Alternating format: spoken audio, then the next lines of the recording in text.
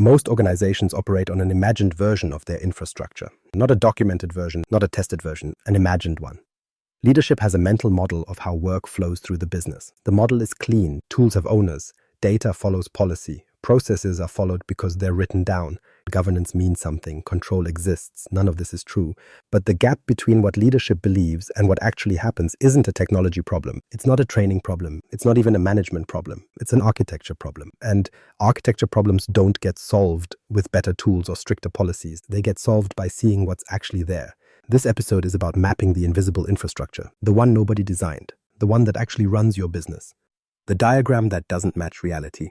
Every organization has an infrastructure diagram somewhere. It's probably in PowerPoint or Visio. It shows clean lines, clear ownership, logical flows, systems connect, data moves from point A to point B as intended. Each tool has a purpose, each person has a role. The diagram represents intent. The diagram is wrong, not because it was drawn poorly, because the moment people touched the system, the moment actual work started happening, reality diverged. People adapted. They found shortcuts. They worked around friction. They optimized for speed instead of compliance. They created parallel processes because the official ones were too slow.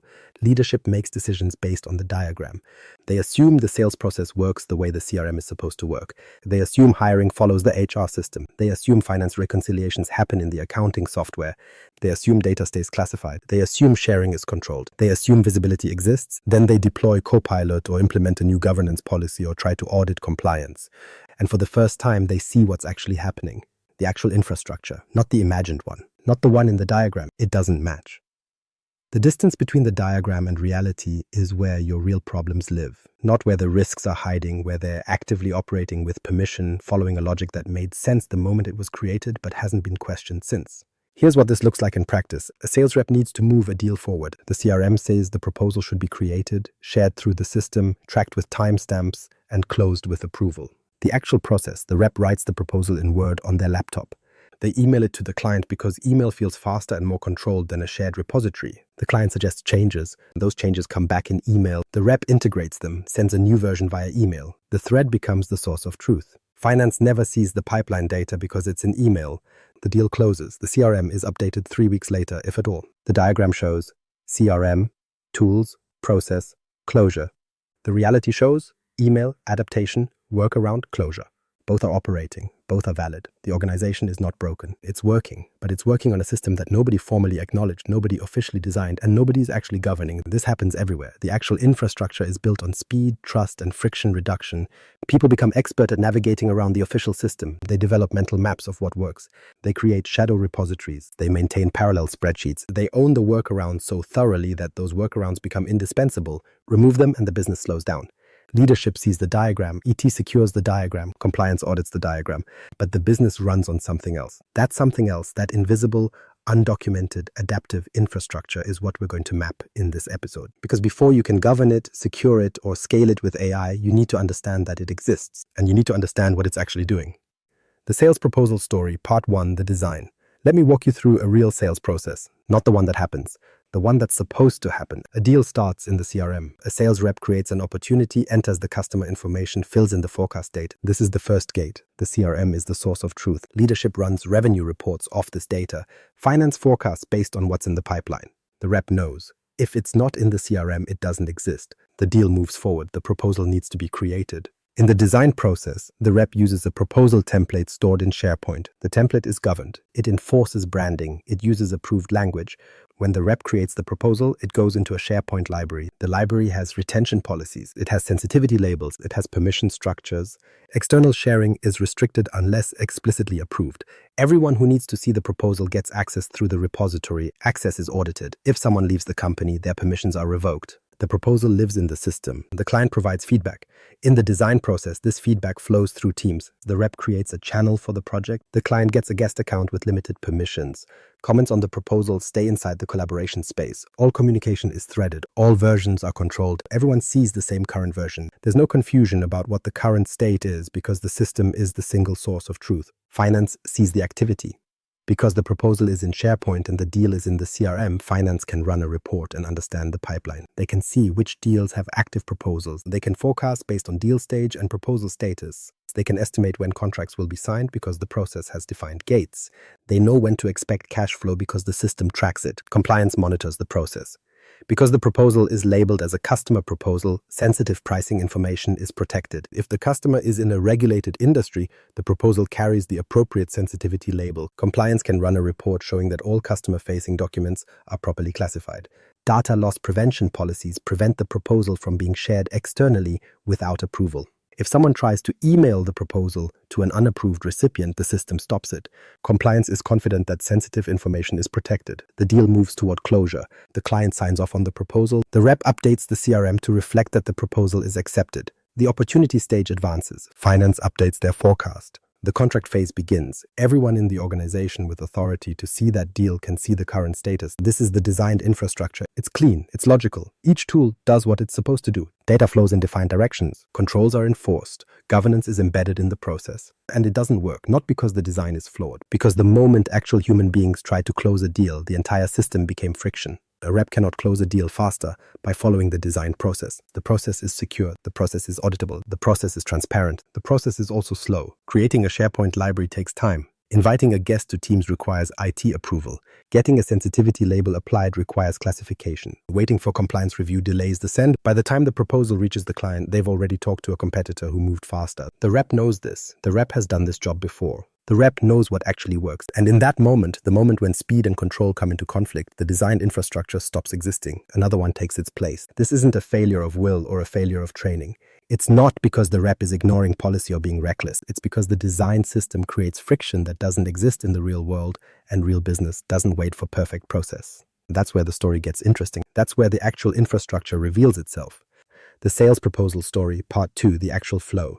Here's what actually happens. The rep opens Word on their laptop. They don't go to SharePoint because they don't have time to navigate the library structure, wait for permissions to cascade, or deal with the checkout and check-in workflow that makes collaboration feel like a chore.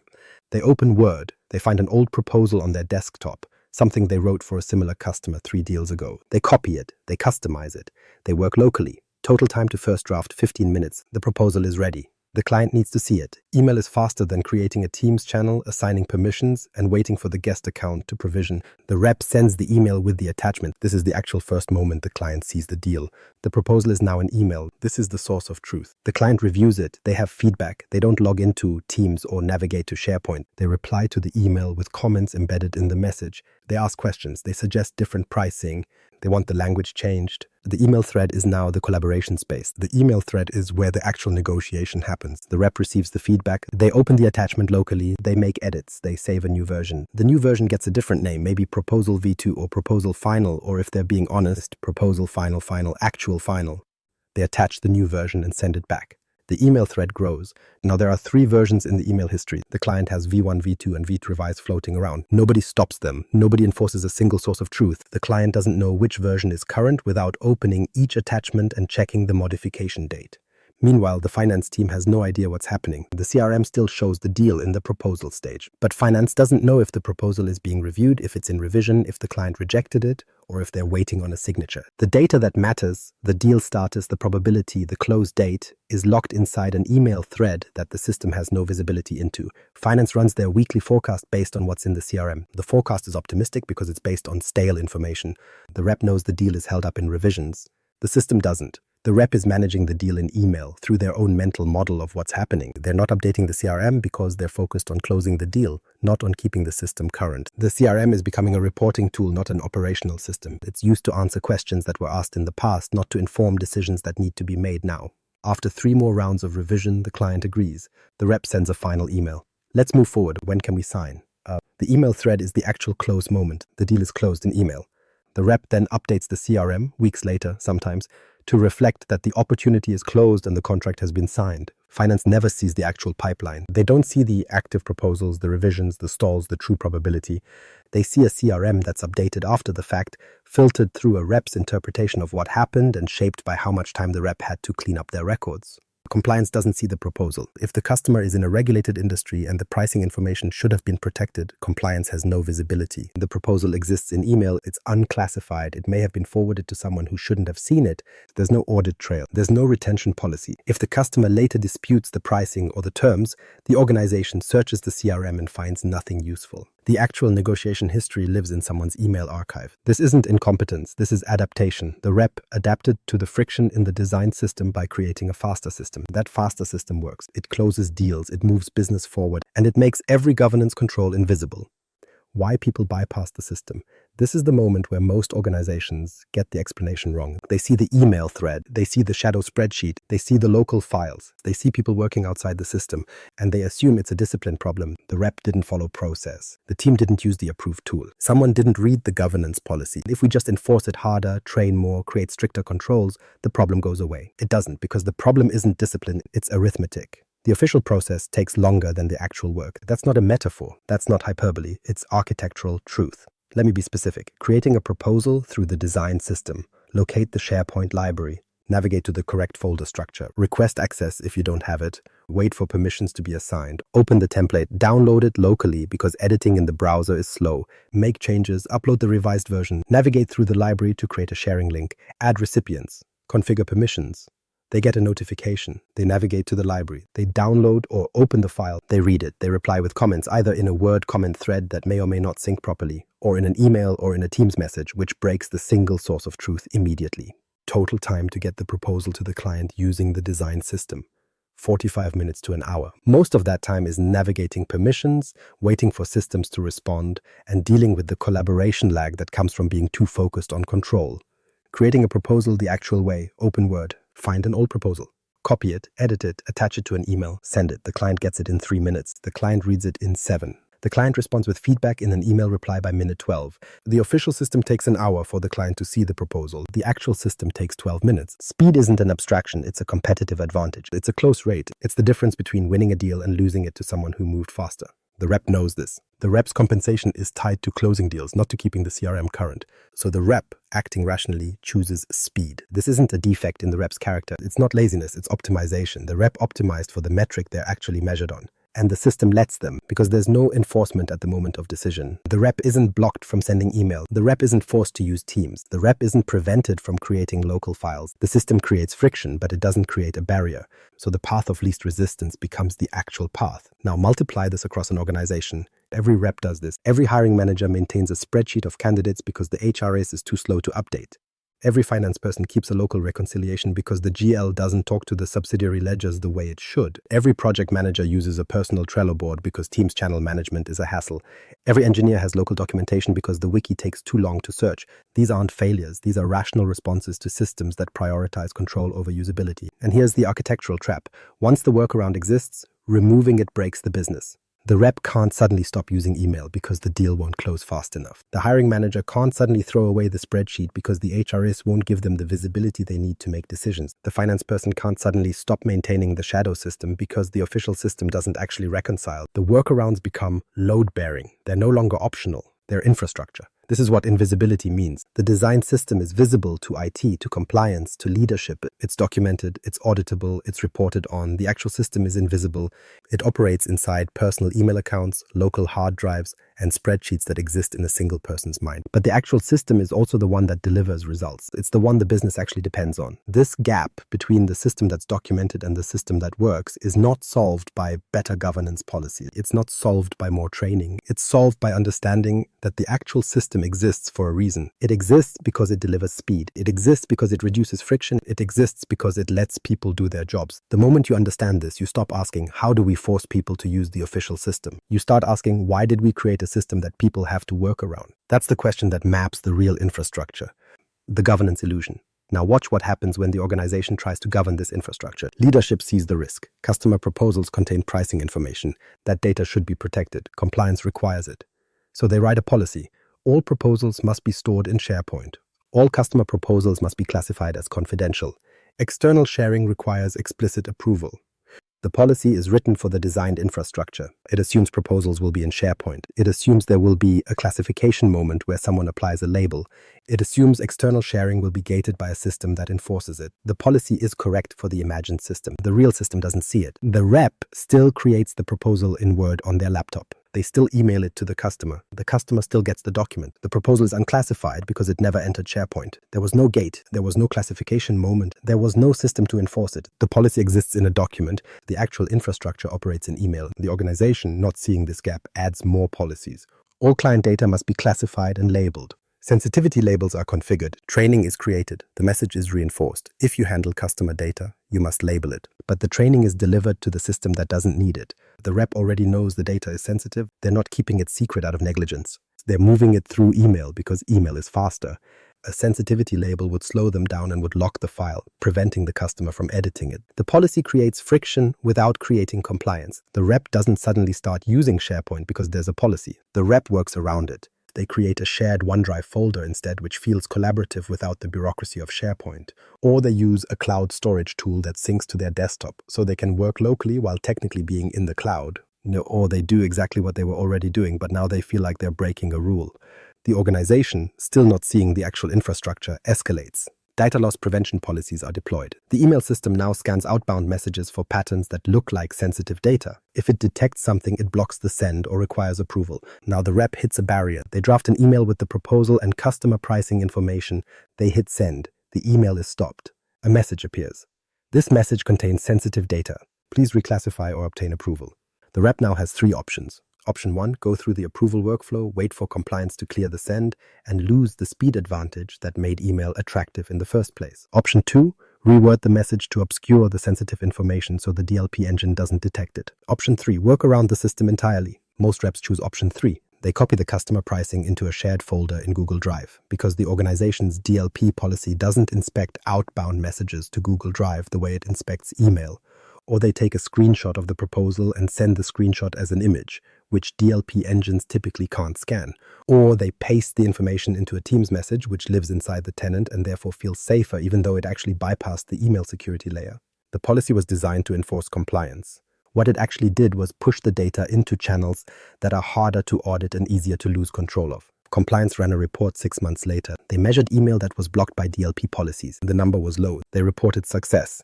DLP policies are effectively preventing data leakage.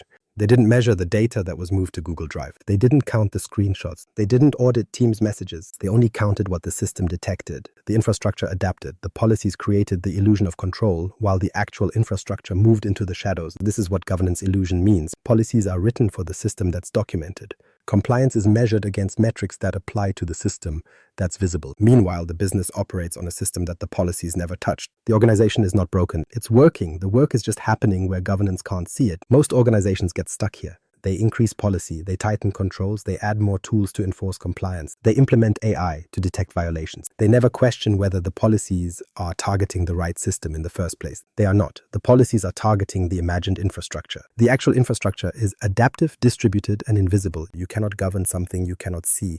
You cannot control something you do not understand. That's the infrastructure illusion at its deepest level. The HR hiring story, part 1, the chaos of permission. Let me show you a different kind of infrastructure collapse. This one happens in hiring. A company needs to hire. They post a job. Candidates apply. Recruiters review resumes. Hiring managers interview. Offers are made. New employees join. This process touches multiple systems, multiple people, and multiple layers of sensitive data. And it reveals something the sales process didn't. Not just shadow processes, but shadow permissions. A recruiter starts gathering candidate information. They need access to multiple places. They need email. They need Teams to coordinate with hiring managers. They need SharePoint to store job descriptions and evaluation templates. They need OneDrive to collect resumes and interview notes. They need HR tools for candidate tracking. They need, across the organization, broad access to multiple systems so they can do their job. Permissions are granted. This happens quickly because onboarding a new hire is inefficient if you wait for permissions to catch up. So IT grants broad access. The recruiter gets access to the shared drive where all candidates are stored.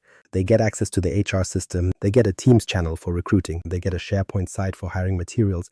Then they get added to other Teams channels because they need to coordinate with different departments. Sales recruiting, engineering recruiting, finance recruiting. Each one is a channel with access to that department's hiring conversations, candidate evaluations, and sometimes, in the informal chats, salary expectations and internal concerns about other candidates.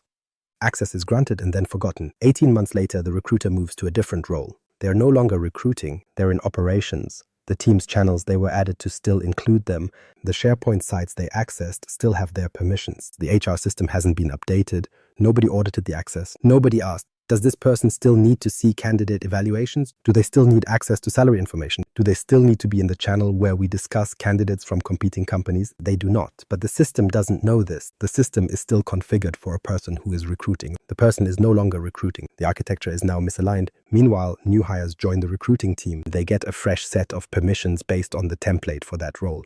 But the template was built for the way recruiting works now, not for the way it should work. The template grants access to every recruiting channel because recruiting operates across multiple channels. But the new hire doesn't need access to all of them yet. They need to see the candidates for the jobs they're working on. They don't need to see confidential salary negotiations for positions they're not filling. They don't need to see the internal notes about candidate weaknesses from last year's hiring cycle. The template doesn't distinguish between these. It grants broad access and assumes people will be professional enough to not look at things that aren't their business. Some will, some won't. Some will forward a candidate's personal information to a friend because they thought the candidate was interesting. Some will mention another candidate's salary expectations in a conversation, not realizing they were talking to someone from that candidate's current company. This isn't malice, this is permission without intent. The system granted access. The system didn't enforce a boundary around what the access was for. The system assumed that the person would understand the implicit limits of their role. Hiring managers maintain their own files. They get a folder in OneDrive to store candidate evaluations. The folder is set to allow everyone in the company to access it. Not because that's what they intended, but because that's the default. The company had a philosophy that collaboration means open access. So the default permission for new folders is broad. The hiring manager doesn't think about this. They're not thinking about information architecture. They're thinking about filling a role. They create a folder, dump resumes and notes into it, and move on. The folder is now searchable by anyone in the company who knows where to look. Candidate information is discoverable by people who have nothing to do with the hiring decision. Candidate data lives in multiple places with different permission levels. Some information is in the HR system, which is locked down. Some is in SharePoint, which is broadly shared. Some is in Teams messages, which inherit the permissions of the channel. Some is in email attachments that have been forwarded to hiring managers' personal emails because that's how feedback gets communicated. Some is in locally saved files on someone's laptop. The company has not deliberately created a system where candidate data is widely accessible. The company has created a system where permissions are granted broadly, roles change faster than permissions are revoked, defaults are permissive, and there's no ongoing audit of who actually needs access to what. This is what permission chaos looks like. Not intentional exposure, not deliberate neglect, intelligent people making rational decisions in a system where the defaults push toward oversharing and the overhead of maintaining accurate permissions exceeds the perceived risk of leaving permissions too broad. Access reflects history, not intent. The company doesn't actually know what candidate data is accessible to whom.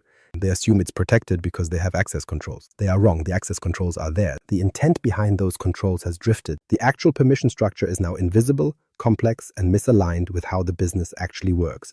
The HR hiring story, part 2. Access reflects history, not intent. Here's where it becomes visible. An organization runs an access review. This is required by governance frameworks. Once a year, managers review their team's access and certify that each person has the right permissions for their role. It's a checkbox exercise. It's also where the real infrastructure reveals itself. A hiring manager receives a list of people with access to their SharePoint site. The list includes the current recruiting team. It includes hiring managers from other departments. It includes 2 people from recruiting from 18 months ago who are no longer recruiting. It includes an executive who was involved in a special hiring project 2 years ago. It includes IT because IT always has access to everything. The hiring manager looks at the list and doesn't recognize half the names. They don't know if these people should still have access. They don't know what they're using the access for. They don't know if it's creating a security problem. The default choice is to approve the access without changing it. The alternative is to remove access, realize 3 weeks later that someone actually needed it, and spend time trying to restore permissions. The path of least resistance is to certify that the access is correct without actually verifying it. The access review is signed off. The permissions don't change. People who are no longer recruiting still have access to candidate evaluations. The executive who left the company 2 years ago still has access to a SharePoint site that contains salary negotiations. These permissions exist not because of a deliberate decision, but because nobody had the time or information to make a different decision. This is access reflecting history, not intent. The access was correct when it was granted. It made sense for the person's role. The person's role changed. The access didn't. Now it's a misalignment nobody sees until something goes wrong. Something goes wrong. A candidate applies for a job. That candidate works for a company that competes with the firm. During the recruiting process, the hiring manager creates a file with the candidate's interview, notes, their strengths and weaknesses, their salary expectations. The file is stored in the hiring folder with the default permissions. An old recruiter, someone who moved into operations but still has access from when they were recruiting, can see the file. They mention the candidate's availability to a friend in a coffee shop. That friend works at the competing company. The candidate's expectations are now known to their current employer. The organization doesn't find out this happened until the candidate withdraws their application. They don't say why, they just withdraw. The organization never connects the dots. They assume the candidate got another offer. Nobody traces the information exposure back to a permission that had drifted. But here's what actually happened. The system granted access to a person based on their historical role. The person no longer held that role. The access policy didn't know this. The hiring manager didn't verify who needed access. The access review didn't close the gap. The information flowed to someone who shouldn't have had it, and the organization never even knew they had a security incident. This is repeated hundreds of times across an organization. Group memberships are never pruned. Distribution lists grow with new members and never remove old ones. SharePoint sites accumulate permissions from old projects that nobody remembers. Teams channels inherit people from previous collaborations. Over time, access becomes stratified. It reflects the history of the company. It reflects who used to be important, who used to work on what, who was added to what Channel 3 organizational structures ago. It reflects decisions made by people who no longer work here, under circumstances that no longer exist. The current access structure is a sedimentary layer of historical decisions, and it's invisible. Nobody sees all of it at once. Compliance sees that access reviews are being conducted. They see that the organization has a process. They see sign-offs and documentation. What they don't see is that the reviews are rubber stamped. What they don't see is that the actual access is a fossil record of organizational change. The company believes they have governed access. They have a process. They have documentation. They have compliance confirmation. What they actually have is a system where permissions drift continuously, where access reviews don't catch the drift, and where nobody has full visibility into who can actually see what.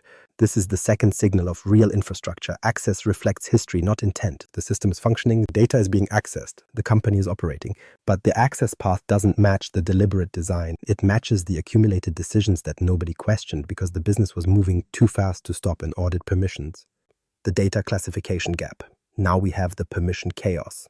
We have the shadow processes, we have the workarounds embedded in email and spreadsheets. On top of all of this sits another layer of invisibility, data classification.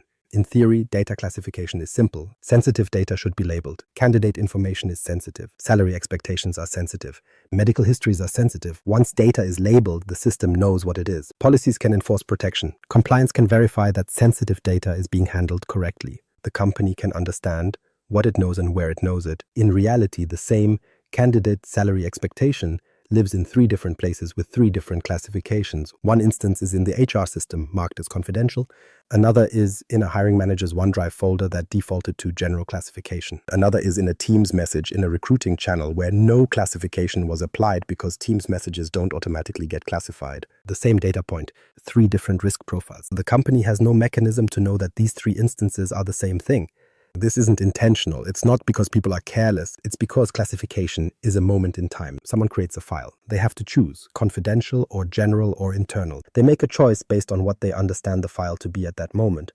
Then the file moves. It gets copied to another location. It gets embedded in another document. It gets mentioned in an email and pasted into a Teams message. Each time it moves, the classification doesn't move with it. Or it moves to a system that doesn't have a classification schema at all. The result is inconsistency. The same data is classified differently depending on where it's stored.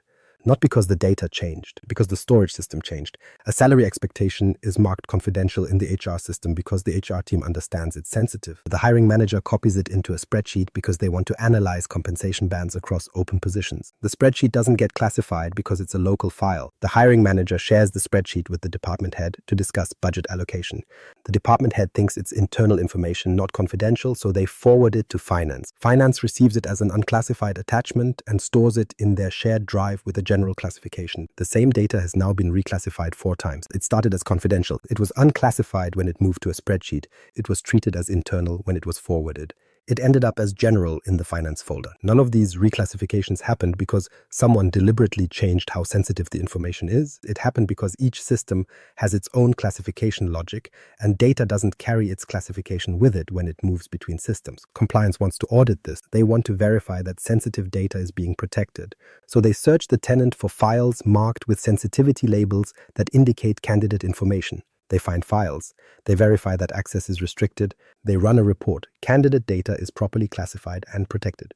The report is correct for the files that are labeled. It's completely invisible for the files that aren't labeled, which is most of them. The company now has a compliance checkbox that says classification is working. But the actual data is widely distributed across classification states. Some is protected, some is unprotected, some is protected in one location and unprotected in another. The company has no mechanism to see this. The company doesn't know what it doesn't know. This is the key insight. This is not a compliance problem. This is a knowledge problem. The company doesn't actually know what it knows. It doesn't know where sensitive data lives. It doesn't know how many copies exist. It doesn't know what classification each copy carries. It doesn't know who can see it. Compliance frameworks assume that once data is classified, the system becomes the source of truth. The system will enforce protection. Compliance can audit the system and verify that controls are in place. What they don't account for is that the data has become distributed across multiple systems with different classification logic. The control point, the moment when sensitivity is determined, is invisible. The data has already scattered. This matters because it's the foundation for everything that comes next. The company cannot govern what it cannot see. The company cannot see what it hasn't classified. And classification fails the moment data moves into a system that doesn't carry the classification with it. The Finance Month-End Story, Part 1, The Controlled Chaos. Finance is where control should exist. Finance is where every transaction is recorded. Every journal entry is approved. Every balance is reconciled. Every variance is explained. Finance operates in systems. The general ledger is the system of record. Accounting software is the single source of truth. Month-end closing is a defined process with gates and approvals. Leadership believes finance is locked down because finance looks locked down. The controls are visible. The process is documented. The reconciliation is auditable. None of this is true. Finance operates on two systems, the official one and the real one is where the actual numbers live.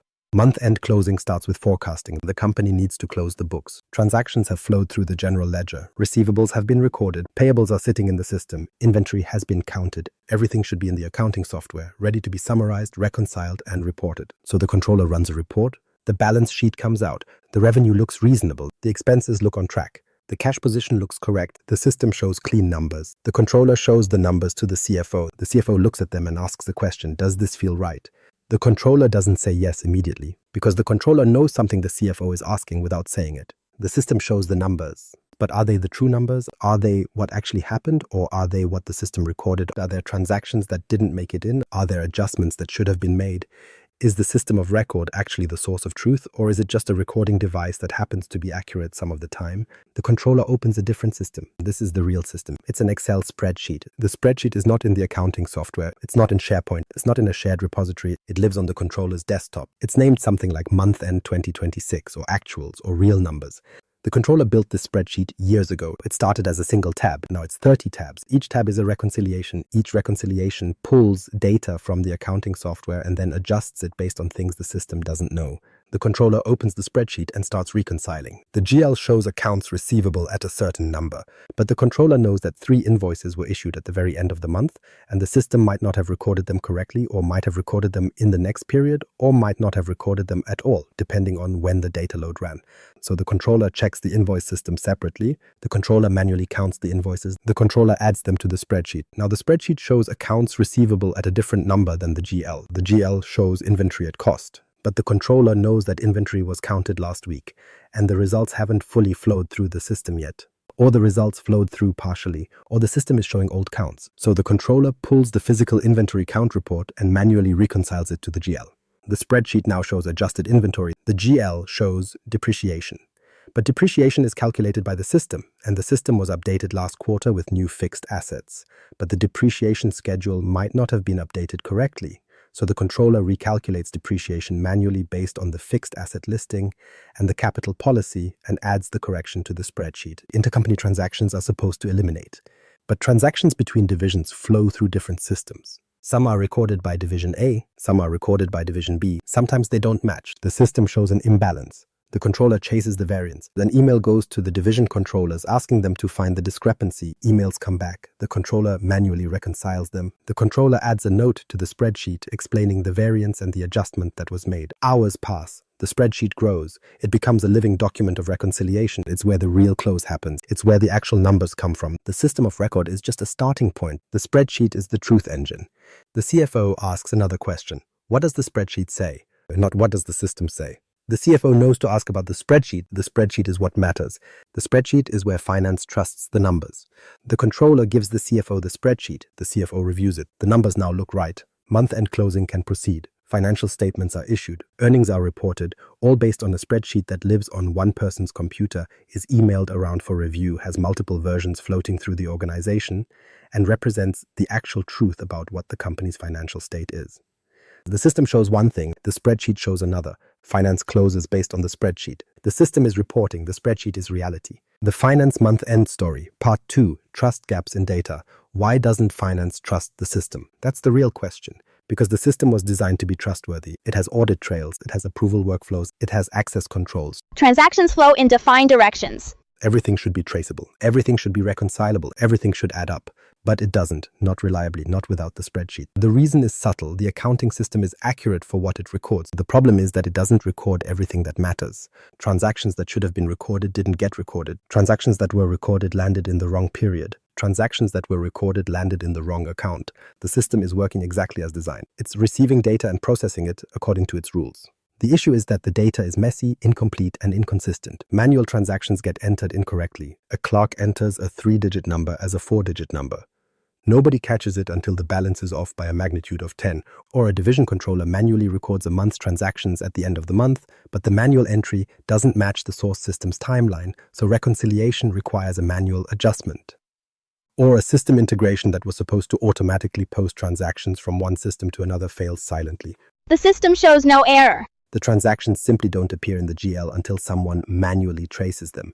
These are not failures of the system. These are failures of the data quality that feeds the system. And the system has no mechanism to know this.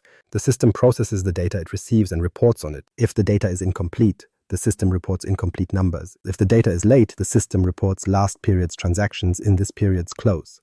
If the data is wrong, the system reports wrong numbers correctly. The system is doing exactly what it's supposed to do. It's just that what it's supposed to do doesn't guarantee accuracy. Finance knows this. Finance doesn't trust the GL because finance has been burned by the GL. Finance has closed the books based on the system. Finance has reported numbers. Then finance has discovered weeks later that a transaction didn't post, or posted twice, or posted to the wrong account.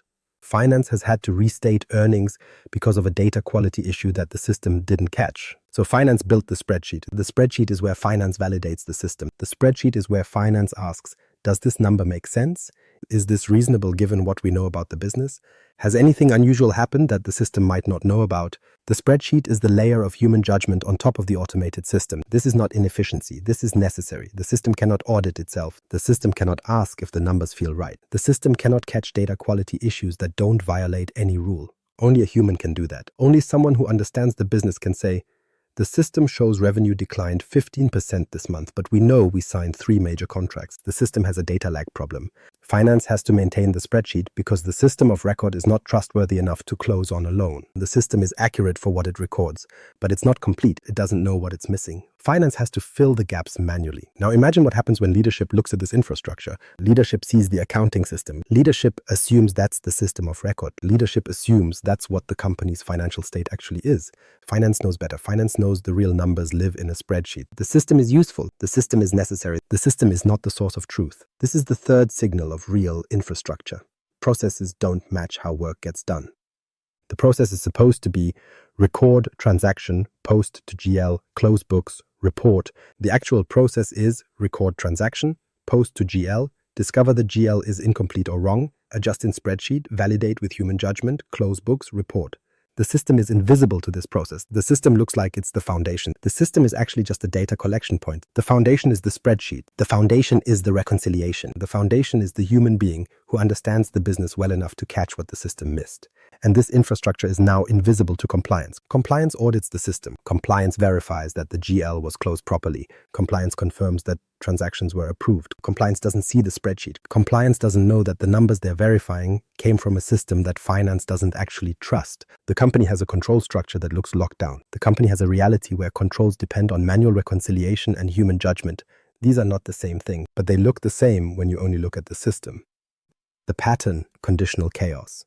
Look at what we've just mapped. The sales rep doesn't follow the designed process. The hiring manager doesn't enforce permission boundaries. The finance controller doesn't trust the system. Each of these is a different workflow. Each operates in a different domain, yet they're all responding to the same underlying logic. They're all adapting in the same direction. And that direction is not random. Every organization has two infrastructures. There's the one in the diagram. That's the designed infrastructure. That's what was built intentionally. That's what the diagrams show, what the documentation describes, what compliance audits against. It's stable. It's recorded. It's supposed to be the system that runs the business. Then there's the other one. That's the real infrastructure. That's what actually runs the business. It's adaptive. It's distributed. It's invisible. And it emerges from a single principle, pressure. Under normal conditions, people follow the process. The sales rep uses the tools they're supposed to use. The hiring manager maintains proper permissions. The finance controller trusts the system. When there's no pressure, when the deadline is flexible, when speed doesn't matter, when the risk feels manageable, people conform. They use the system that was designed for them. But pressure changes everything. Pressure is not an abstract concept. Pressure is a customer on the phone asking when they'll see the proposal. Pressure is a hiring deadline that can't slip. Pressure is a month-end close that has to happen on the 16th, regardless of whether the data is clean. Pressure is a competitive moment where the organization that moves fastest wins. Under pressure, people don't optimize for governance. They optimize for speed. They don't optimize for controls. They optimize for results. And the system that delivers results fastest is not the designed system. It's the one they built themselves. The sales rep emails the proposal. Email is faster. Under normal conditions, the rep might use SharePoint. Under deadline pressure, the rep uses what works. The hiring manager maintains a spreadsheet of candidates. Under normal conditions, the manager might enter them in the HRIS.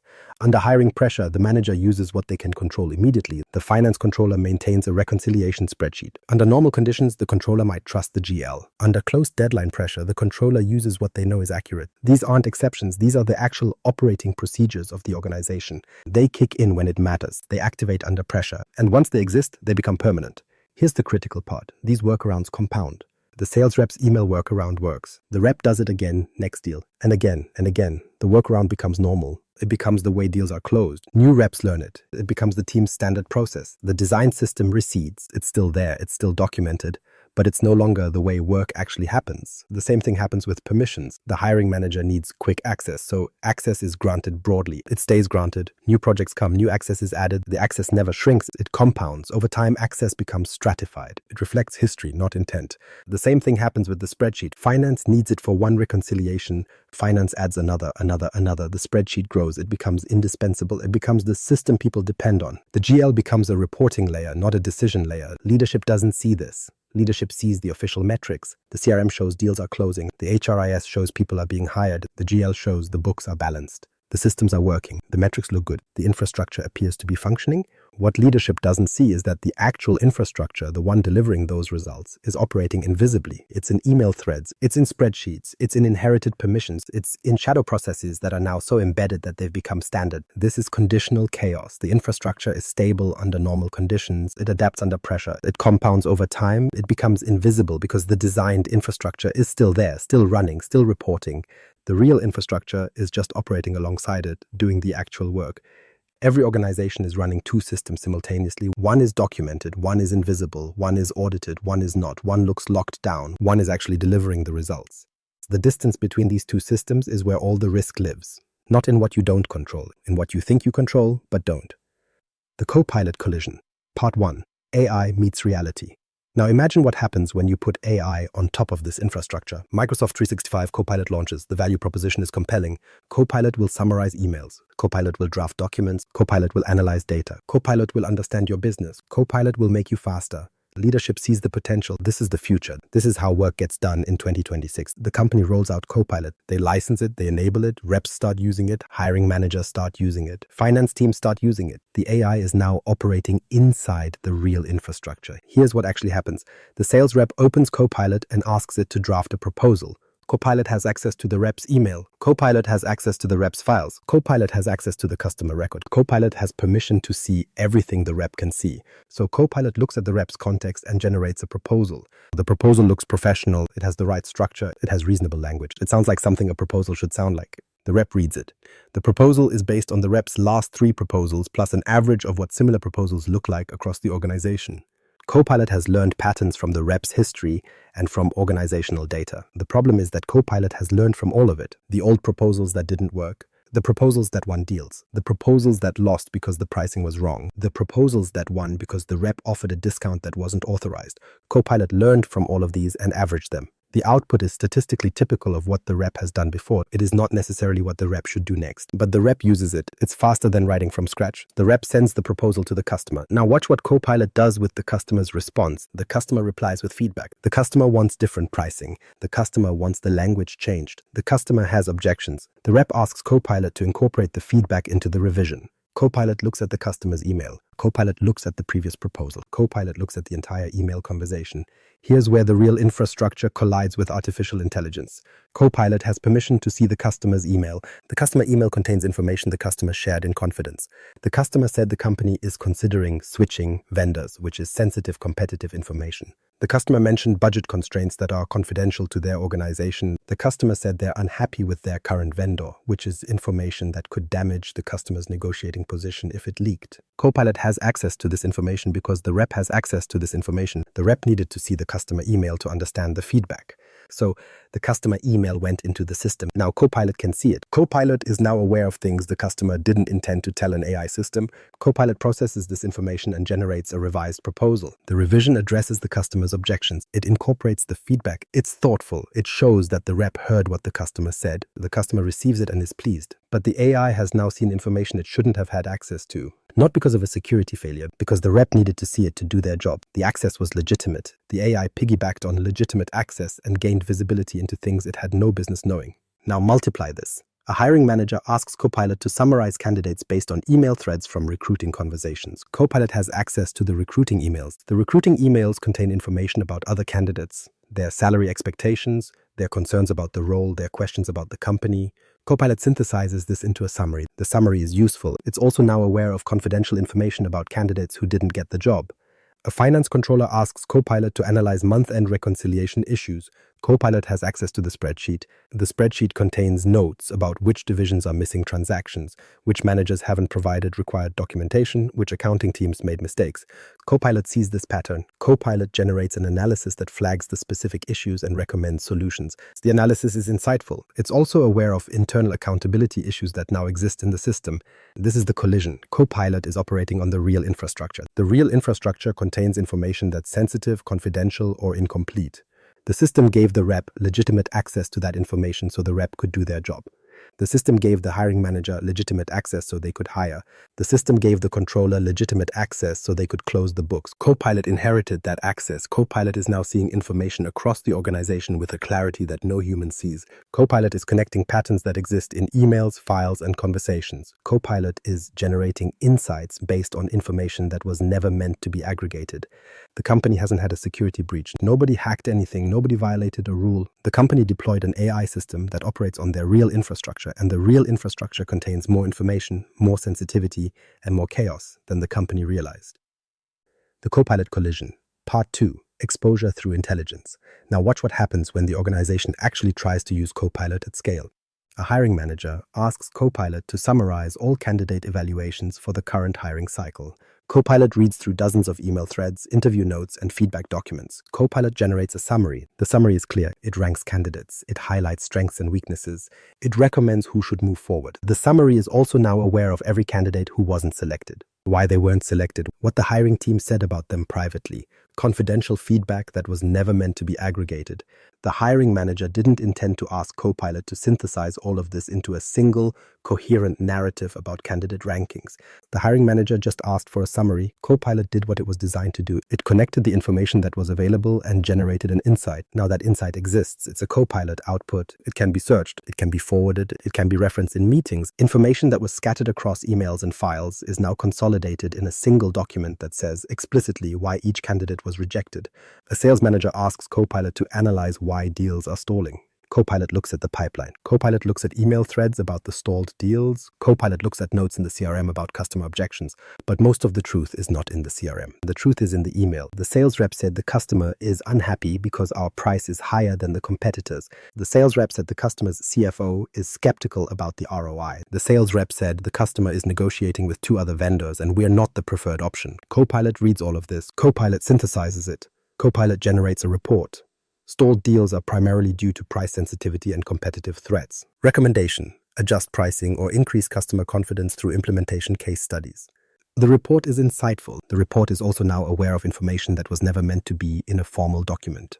Customer skepticism, competitive threats, internal doubts about the solution. A finance manager asks Copilot to help understand why the month-end close is taking longer.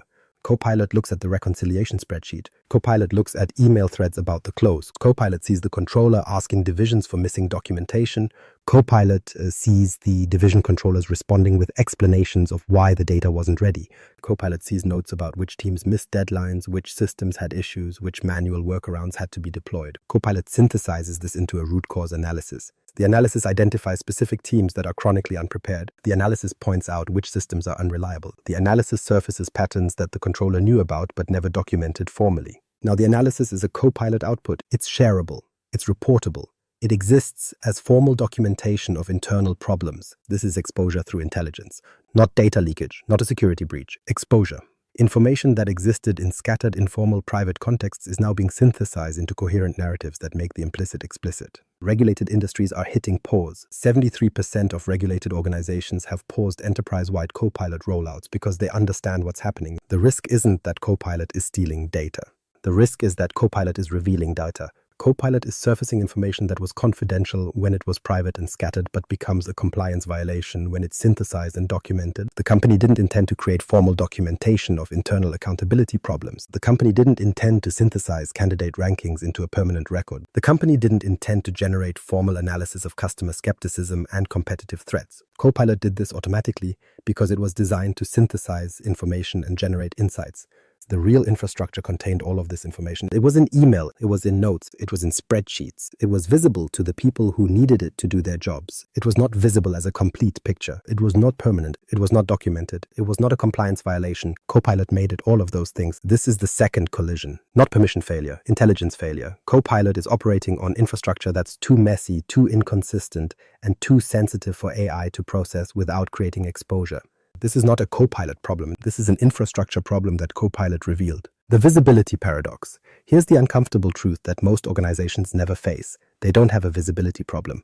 They have a misinterpretation problem. The data is visible. Most companies can see what's happening in their systems. The company can measure external sharing. The company can count how many files are shared with anyone with the link. The company can track permission inheritance. The company can see email volume in the CRM. The company can run reports on all of it. The visibility exists. The problem is that the company is looking at the visibility and drawing the wrong conclusions. A compliance report shows that external sharing in SharePoint is higher than policy allows. The organization sees this metric and assumes it means governance is working. We detected a problem. We're measuring it, therefore we're managing it. The report is correct. External sharing is indeed higher than policy allows. But the organization interprets this as a solvable problem. We just need to enforce the policy harder. What the organization doesn't see is that external sharing is high because the designed workflow is slow and people optimized for speed. Enforcement doesn't fix this. It just makes people work around it in ways that are harder to see. A permission review shows that groups have hundreds of members. Many of those members have no active role in those groups. Access has drifted. The organization sees this and assumes it's a data quality problem. We need to clean up the group membership. We need to remove inactive members. We need to keep the groups tidy. The organization is correct that the groups are messy. The organization misses why they're messy. The groups are messy because access is granted dynamically when people need it, but access is revoked only if someone explicitly remembers to remove it. The mess is not a bug in the system. It's the inevitable outcome of a system where granting is easy and revoking is hard. A system report shows that most external sharing is actually controlled. The organization looks at this and assumes the policy is working. Most external sharing is through authenticated connections, not anonymous links. Most external sharing has an approval process. Therefore, most external sharing is intentional. The organization is reading the data correctly. The organization is interpreting it wrong. Most external sharing is controlled because the organization enforced controls on the system. But the controls exist only on the system that was designed. The sharing that matters, the sharing that actually happens, is happening in email and in cloud storage services that weren't part of the control infrastructure. The visible sharing is controlled. The invisible sharing is not. An adoption report shows high usage of Microsoft 365. People are using Teams. People are using SharePoint. People are using email. The numbers are strong. The organization sees this and assumes adoption is successful. The design system is being used. Therefore, the design system is how work actually happens.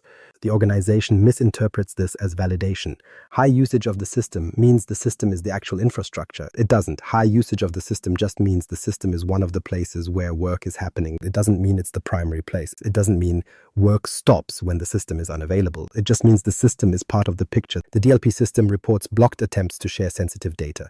The organization sees this as a success metric. The policy is working. We're preventing data loss. The organization is correct that the policy is working on the messages that the policy can see. The organization doesn't see the data that left the organization through channels the DLP system can't inspect. Screenshot sent as an image, copied into a personal cloud storage account, forwarded through a personal email, pasted into a Teams message that DLP treats as internal and doesn't scan. The DLP system is working. The actual data is elsewhere. This is the visibility paradox. The company has the data, the company can see the metrics, the company can run the reports, the company has perfect visibility into what the system is detecting. The company has no visibility into what the system isn't detecting. The company interprets the visible data as proof that everything is under control.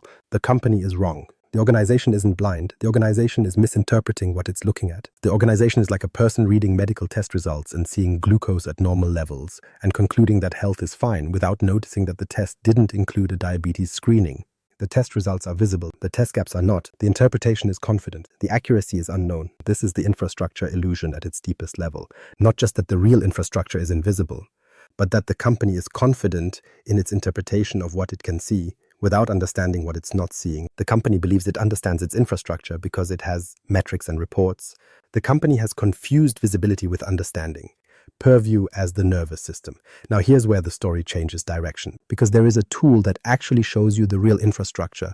It's not a tool designed to fix anything, it's designed to observe. And observation is where change begins. Microsoft Purview is not a governance tool in the traditional sense. Governance implies control. Purview doesn't control anything. Purview observes. Purview watches how data actually moves through the organization. Purview sees what's classified and what isn't.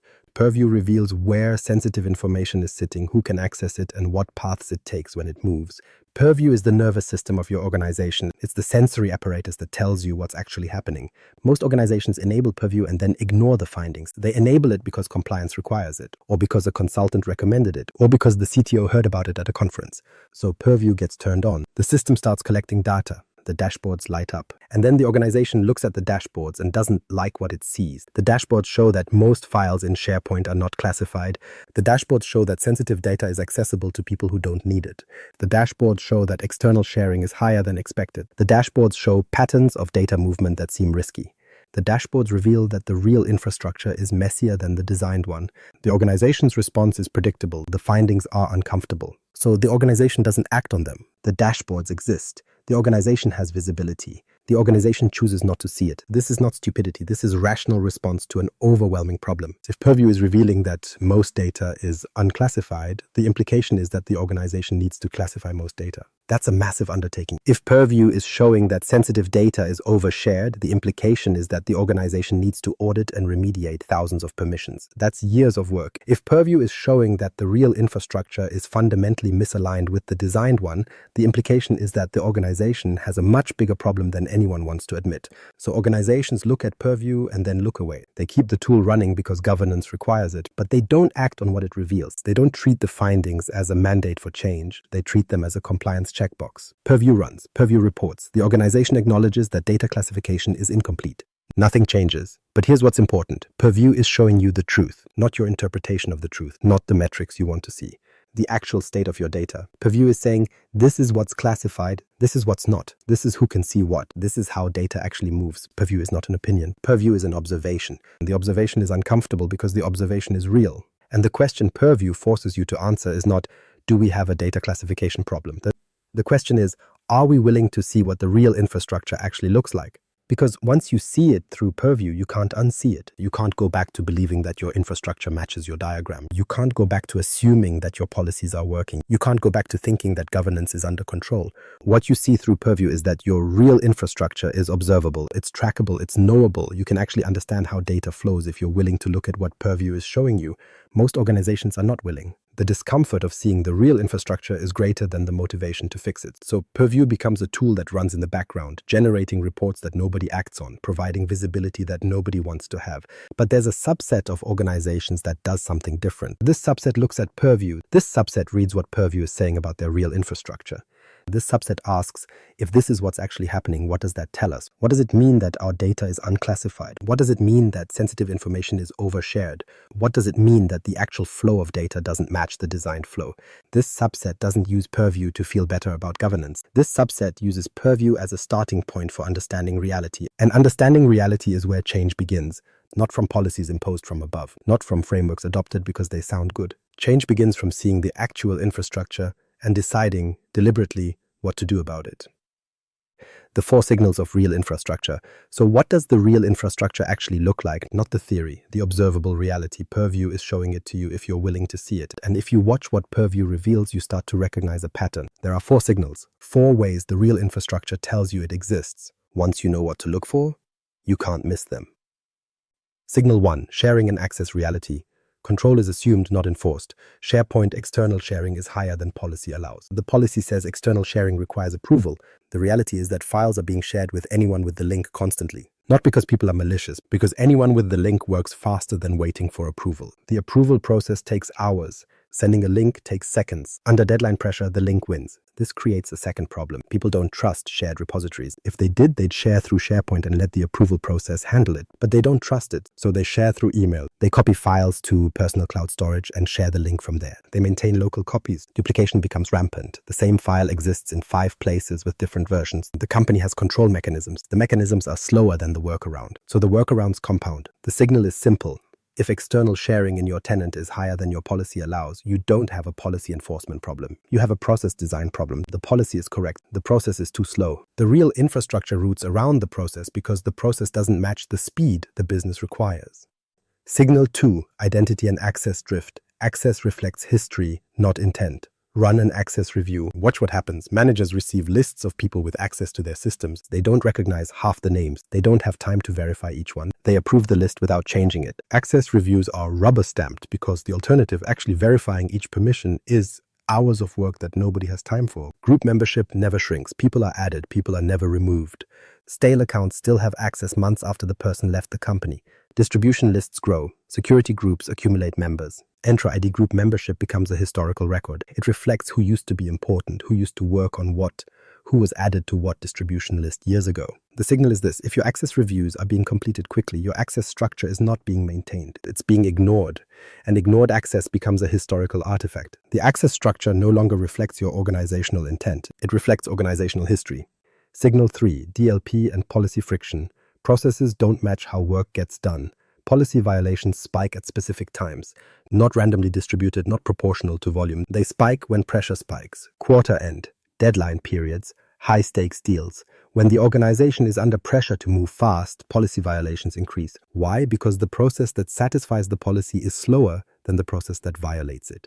If people violated policy out of negligence, violations would be random. If people violated policy out of intention, violations would be consistent. But violations cluster during deadline periods. That's the signal. That's evidence that people are choosing between policy compliance and business results. They're choosing business results. The workaround is faster. The workaround works. The policy gets violated. Signal 4, classification gaps. The company doesn't know what matters. Run a classification report. Most files are unclassified. The files that are classified are often overclassified. Sensitive data sits next to general data with no distinction between them. The company has not deliberately created a system where sensitive and general information are treated the same. The company has created a system where classification is optional, time-consuming, and low priority. So most files flow through unclassified. The signal is this: if your classified data percentage is low, you don't know what your company knows. You don't know where sensitive information lives. You don't know what data actually matters. The company thinks it knows. The company has a data governance policy. The company assumes data is classified. In reality, most data is unclassified because classification was treated as a secondary task when work was under pressure. These 4 signals are observable. They're not opinions, they're not interpretations, they're patterns that Purview can show you, that your audit logs can reveal, that your actual behavior demonstrates. Once you see these signals, you understand you have a real infrastructure that's different from your designed one, and that real infrastructure is running your business. Mapping reality, the 3 dimensions. The 4 signals tell you something is wrong. They tell you the real infrastructure exists. But signals are not maps. Signals point at a problem. Maps show you what the problem actually is. And mapping the real infrastructure requires observing 3 dimensions simultaneously. Most organizations observe one. That's why they keep missing the story. Dimension 1 is where work happens. Not theoretically, actually, it's Teams and SharePoint and email and OneDrive. But it's also the local files that live on laptops. It's the personal cloud storage accounts people use. It's the tools outside the M365 ecosystem, the Google Docs, the Notion databases, the Slack channels, the Figma files. It's where people actually spend their time doing work. This is the easiest dimension to see because it's the one most visible to the system. You can count Teams channels, you can measure email volume, you can see how many files are in SharePoint. Most organizations map only this dimension. They see that people are using the tools. They conclude that the tools are working. They miss that people are using other tools too. Local files, personal storage, workarounds. The real work happens across multiple dimensions. The organization sees only the official tools. Dimension 2 is how data moves, not how it's supposed to move, how it actually moves. It's the sharing patterns. It's the way files get duplicated when people don't trust a shared repository. It's the way data transforms as it moves between systems. A proposal starts in the CRM. The rep copies it into Word to edit it. The rep emails the Word document. The customer responds with feedback. The feedback is pasted back into the CRM. The data has moved from CRM to Word to email to the customer's email to the CRM again. It's been transformed each time. It exists in multiple versions. Nobody knows which version is current. The data has taken a path that nobody designed. It's the actual path. Most organizations don't see Dimension 2 because Dimension 2 requires looking at behavior, not systems. You can't see data movement by counting emails or files. You have to trace what actually happens when a person does work. You have to follow the file. You have to understand the transformation. Organizations that only map Dimension 1 see that email is being used. They don't see why it's being used. They don't see the workaround. They don't see the data path. Dimension 3 is how people behave, not what they're supposed to do, what they actually do under pressure, under deadline, under uncertainty. It's the shortcuts they take. It's the trust decisions they make. It's the reason a sales rep uses email instead of the CRM. It's the reason a hiring manager maintains a spreadsheet instead of using the HRIS. It's the reason a finance controller reconciles in Excel instead of trusting the GL. These aren't random choices. These are intentional adaptations to pressure. People are optimizing for what matters to them in the moment. Speed, control, accuracy, trust, these decisions compound into behaviors. Behaviors become standard. Standard practices become the real infrastructure. Most organizations don't see Dimension 3 because it requires understanding motivation. You can't see behavior by reading a policy document. You have to watch what people do. You have to understand why they do it. You have to recognize that the choices people make are rational given the constraints they face. Organizations that only map Dimension 1 see that people are doing work. They don't understand why people are doing it the way they do.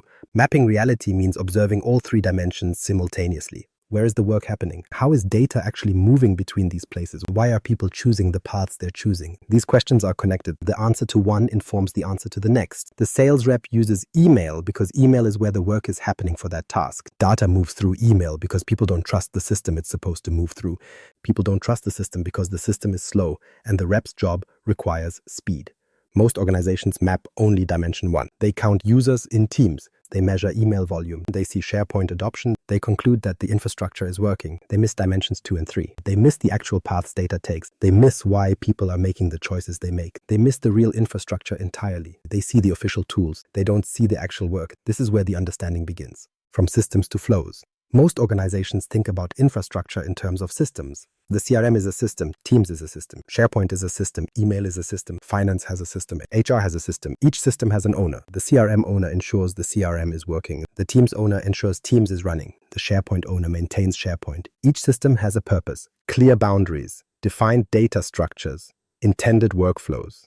The organization is understood as a collection of systems, each distinct, each owned, each purposeful. This is a comfortable way to think. It's how organizational structures are built. It's how budgets are allocated. It's how technology decisions are made. Buy a system, assign an owner, define the workflow, measure adoption, report on metrics. This model works until you actually try to do work that crosses system boundaries. Because work doesn't respect system boundaries. Work is a flow. A flow is how something actually moves through the organization, not how it's supposed to move, how it actually moves. A sales opportunity is a flow. It starts as a lead. The lead comes from somewhere, a website form, a phone call, an email inquiry. The lead goes into the CRM if someone remembers to put it there. Sometimes it doesn't. Sometimes it stays in email. Sometimes it gets copied into a spreadsheet. The flow is not lead CRM. The flow is messier. It's lead somewhere, CRM maybe, email definitely, Teams possibly, local file probably, CRM again if we're lucky.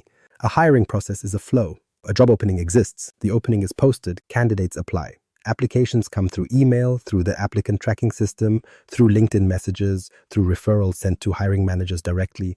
The applications are scattered across channels. They're consolidated into a spreadsheet because the spreadsheet is easier to work with than checking 5 different systems. The spreadsheet becomes the system of record. Candidates move through the spreadsheet. The spreadsheet is forwarded to interviewers. Interviewers add notes in email. Those notes may or may not make it back to the spreadsheet. Some candidates are tracked in the ATS. Some are tracked in the spreadsheet. Some exist only in hiring manager email threads. The flow is not linear. The flow is adaptive. It's where work actually happens. A month-end close is a flow. Transactions are supposed to flow into the GL.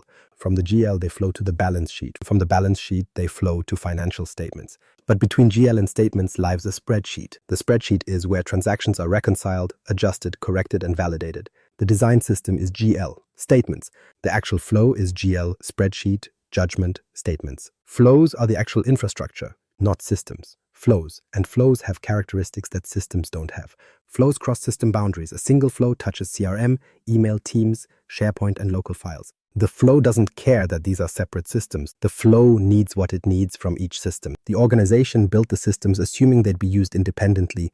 The organization uses them as a connected flow. Flows include workarounds. Workarounds are not failures. Workarounds are adaptations. A flow includes not just the official system path, but the email path, the spreadsheet path, the communication path that bypasses the system because the system is slow or doesn't do what the flow needs. The workaround becomes part of the flow. It becomes permanent. It becomes standard.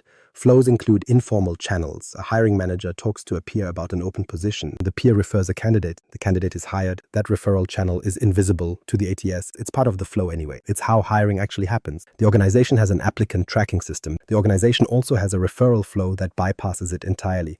Both flows are real. Flows are resilient. If one path is blocked, the flow finds another.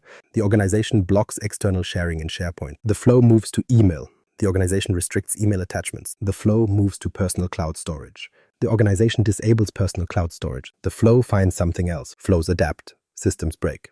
This is the conceptual shift. Infrastructure is not a collection of systems with owners and boundaries. Infrastructure is a collection of flows with purposes and adaptations. Once you stop thinking about systems and start thinking about flows, you see the real infrastructure. You see where data actually moves. You see where people actually work. You see the organization as it actually operates. And once you see flows, you can map them.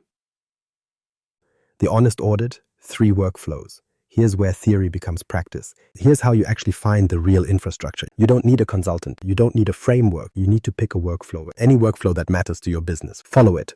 Document what you find. Repeat with 2 more workflows. The pattern will emerge. This is not a technical exercise. This is a business discovery. You're not auditing systems. You're observing behavior. You're not checking compliance. You're understanding how work actually happens. Pick the first workflow. Sales closing a deal. Not theoretically. Pick an actual deal that closed in the last month. Find the person who closed it. Ask them to walk you through what happened, not the design process. What actually happened? The rep says the deal started as an email inquiry from a prospect. The prospect was referred by an existing customer. The email was forwarded to the rep. The rep added the prospect to the CRM. Then the rep opened a folder on their laptop called Active Deals and created a subfolder for this prospect. The rep started a Teams channel with the prospect's name. The rep collected the prospect's questions in a Word document. The rep drafted a proposal in Word. Based on a template the rep modified 3 years ago.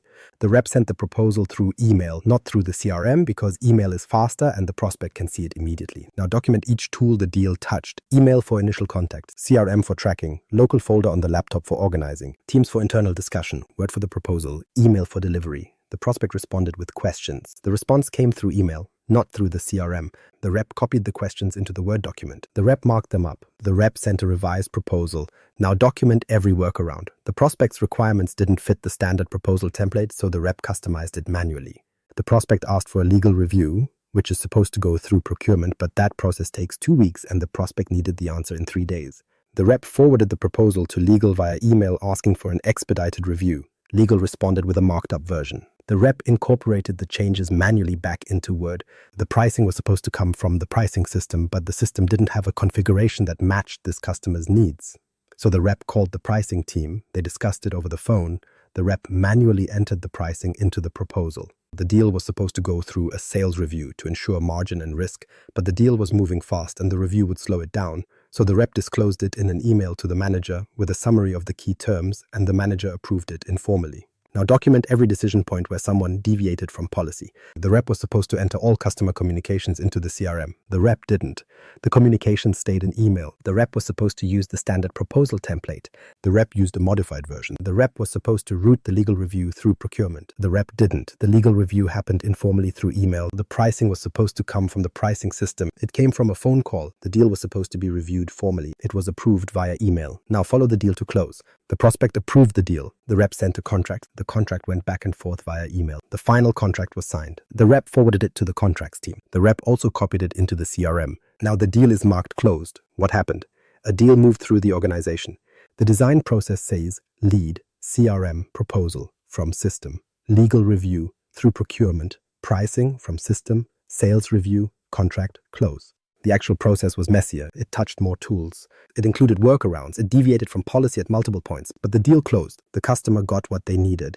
The organization got the revenue. Now pick the second workflow. HR hiring. Follow a hire from job opening to offer acceptance. Document the tools. Document the workarounds. Document the policy deviations. You'll see a similar pattern. Official process meets the real process. The real process wins. Pick the third workflow. Finance month-end close. Follow a transaction from initial recording to final statement. Document everything. You'll see the same thing again. Official process, real process, spreadsheet, judgment, close. Now look at the three workflows. Look at the patterns. In each one, the official process exists, but doesn't determine the outcome. The real process delivers the outcome. The real process is faster. The real process is more flexible. The real process is more responsive to the actual constraints of the business. The real process is the infrastructure that matters.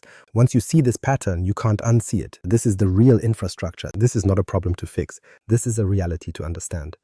The strategic reframe. Here is the reframe that changes everything. Your biggest infrastructure risk is not what you don't control. It's what you think you control, but don't. This is not semantics. This is the difference between actionable understanding and false confidence. Organizations obsess over what they can't see. They install tools to detect shadow IT. They implement DLP to block data exfiltration. They enforce MFA to prevent unauthorized access.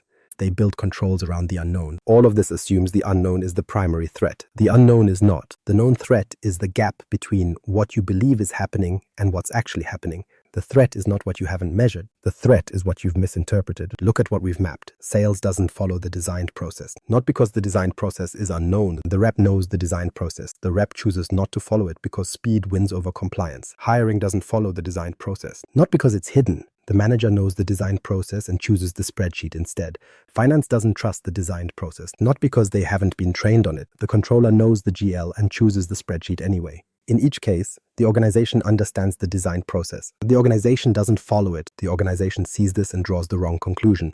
The organization says, we have a compliance problem. We need stronger controls. We need to enforce the process. We need to make people follow the designed system. This is the wrong diagnosis. The problem is not that people don't know the designed process. The problem is that the designed process doesn't match how work actually happens. Enforcement doesn't fix this. Enforcement makes people hide the workaround. Enforcement doesn't change the underlying reality that the designed process is slower, less flexible, or less responsive than the actual process.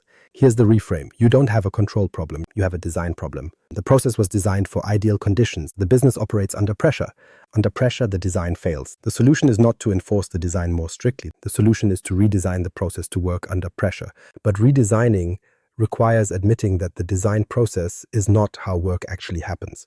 Admitting this is uncomfortable. Leadership built the design process. Leadership approved the design process. Leadership is confident in the design process. Admitting the design process doesn't work is admitting that leadership's design was incomplete. So organizations don't admit it. Instead, organizations treat the gap as a compliance problem. Organizations install more controls. Organizations push harder on enforcement. Organizations assume that if they just make the design process mandatory, the design process will work. It won't. Pressure will override the mandate. The workaround will persist. The real infrastructure will continue operating invisible to the leadership that thinks it's controlling it. Now apply this to AI. Organizations deploy Copilot. They expect Copilot to work on the designed infrastructure. They expect the design process to be the foundation that Copilot operates on. This assumption is wrong.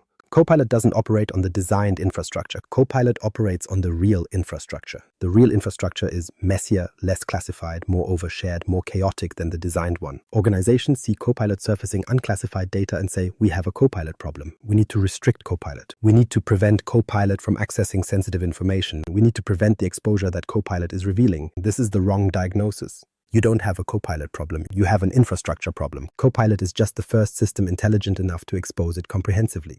The reframe is this: your infrastructure is not what you designed. Your infrastructure is what your business actually uses. Your policies were written for the designed infrastructure. Your policies don't work on the real infrastructure. Your controls are enforced on systems that are not where work actually happens. The solution is not better tools. The solution is an honest map. An honest map starts with observing the real infrastructure. An honest map acknowledges the gap between designed and actual. An honest map makes explicit the workarounds, the pressures that drive them.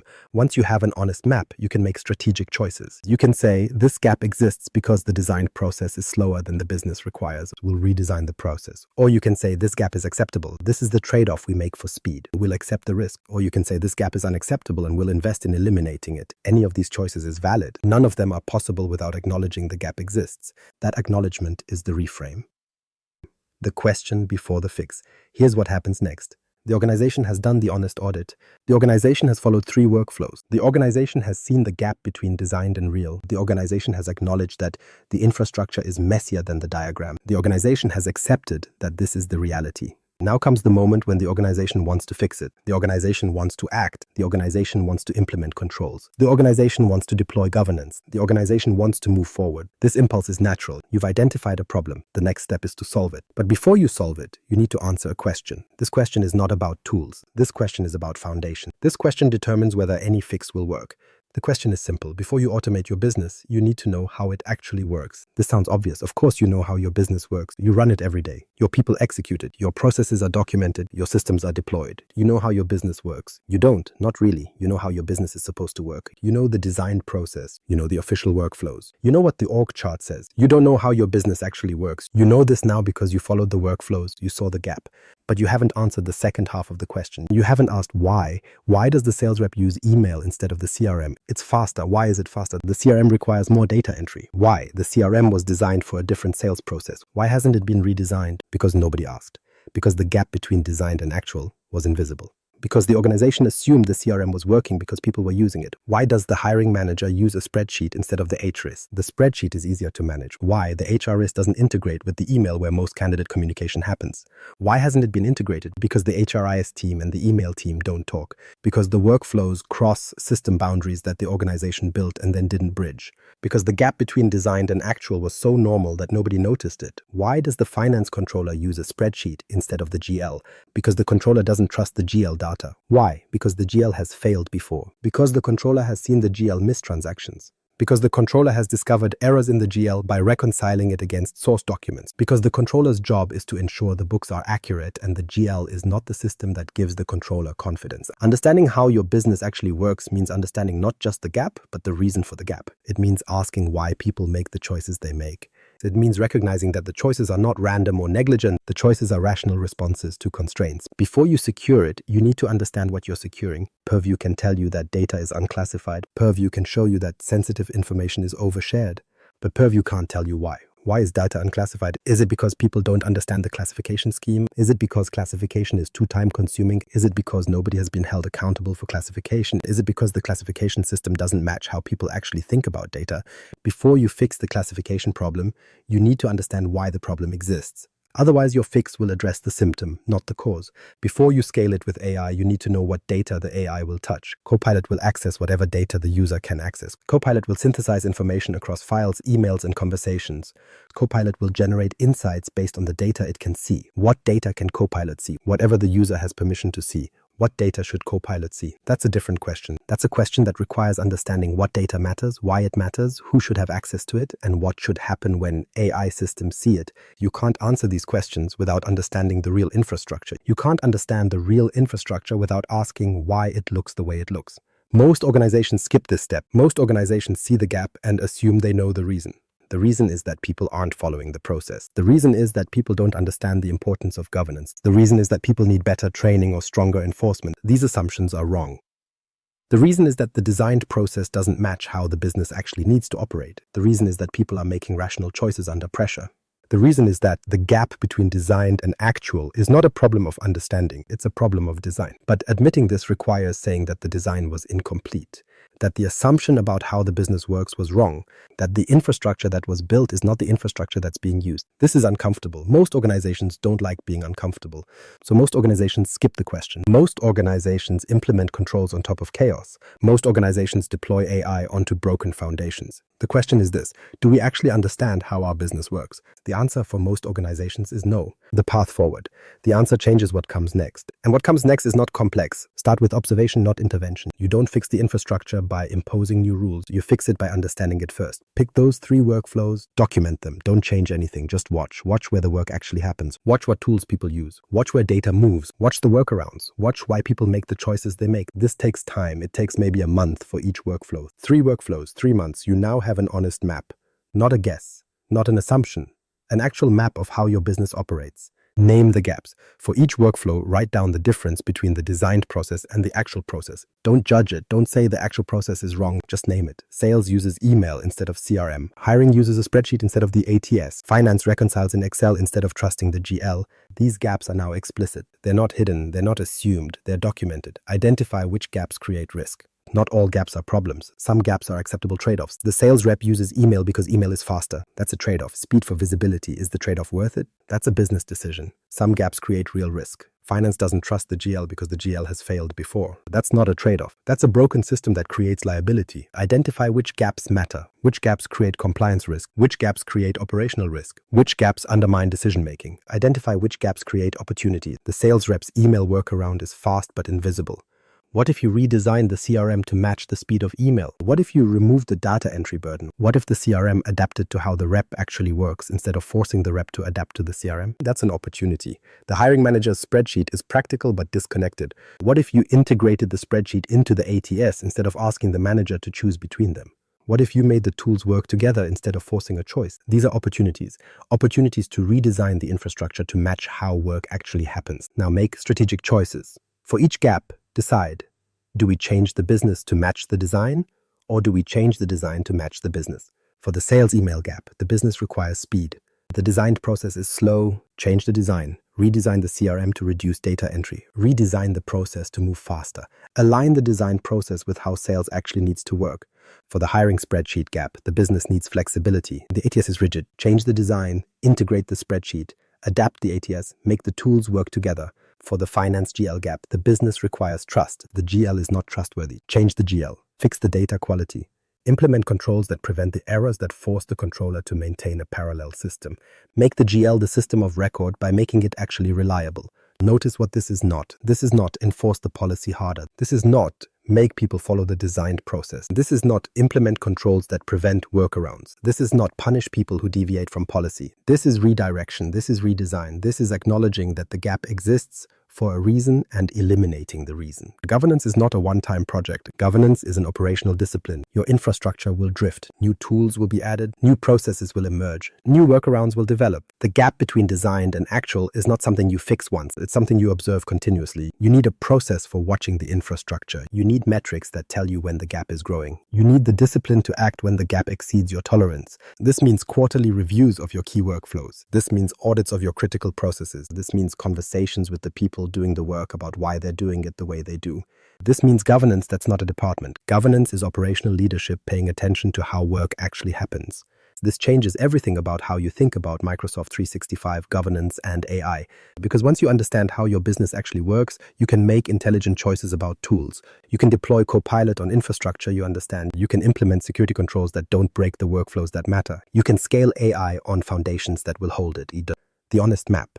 Your infrastructure is not what you built, it's what your people actually use. The distance between designed and real is where your biggest problems and opportunities live. Before you implement controls, deploy AI, or scale automation, you need an honest map. That map comes from observing behavior, not reading architecture diagrams. The question is whether you're willing to see what the real infrastructure actually looks like. Because once you see it, you have to decide, do you change the business to match the design, or do you change the design to match the business? Either way, you can't move forward until you know the truth. The first step, starting small. You don't need to map your entire infrastructure at once. You don't need a consultant. You don't need a multi-month project. Start with one workflow. Pick something that matters, something where the gap between designed and actual is costing you something, time, visibility, or risk. Follow that workflow, talk to the person executing it, ask them to walk you through what actually happens versus what the process documentation says happens. Listen for the moments where they deviate. Listen for where they use workarounds. Listen for where they make judgment calls. Take notes. Don't judge. Just observe. Then ask the question, why is this happening this way? The answer will tell you something important about your real infrastructure. The answer will tell you whether this is a design problem or a different kind of problem altogether.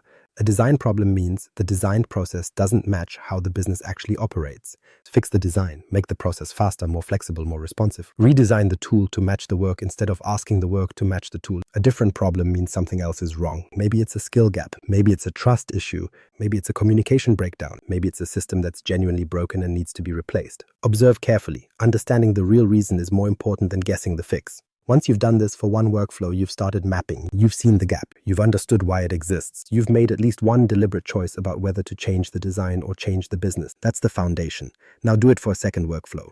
A different part of your business, a different set of people, a different set of constraints. Watch the pattern emerge. Watch how different workflows solve similar problems in different ways. Watch how the real infrastructure is not monolithic. It's adaptive, it's organic, it's alive in ways that design systems are not. Then pick one gap that you're going to change. Pick one place where the gap creates real risk or real opportunity. Change it, not everything at once. One change, one workflow, one redesign. Make the process faster or more secure or more visible. Then measure whether the change worked. Did the redesigned process eliminate the workaround? Did people adopt the new way? Did the risk decrease? If it worked, you've learned how to change your infrastructure. You've learned that redesign is possible. You've learned that the gap between designed and actual can be closed. Then you can scale this to other workflows. This is how change actually happens, not through policy, not through enforcement, through understanding, through redesign, through meeting people where they actually work instead of demanding they work where the design assumes. This is how you build an infrastructure that matches your reality. This is how you prepare for AI. This is how you move forward. One workflow, one gap, one honest choice.